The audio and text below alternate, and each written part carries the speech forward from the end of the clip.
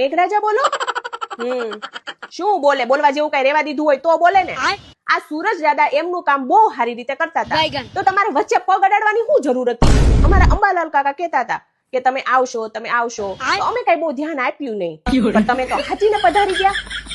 અમારા ખેડૂતો જયારે તમને આજીજી કરીને આવરે વરસાદ, મેહુલિયો વરસાદ કરીને બોલાવતા હોય, ત્યારે તો તમારે ભાવ ખાવો હોય, ત્યારે તો તમારે હરખી રીતે આવવું ન હોય, અને હવે ખેડૂતોનો પાક બગાડવા પધારી ગયા.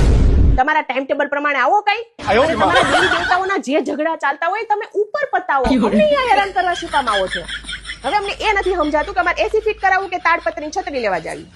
ઈ બધી વાત બાજુમાં રહેવા દો. મેઇન ઇમ્પોર્ટન્ટ ખાવાનું કામ છે અમારા ગુજરાતીઓનું. એ નથી સમજાતું કે અમારે આઈસ્ક્રીમ ખાવો કે પછી અમારે ભજીયા ખાવા.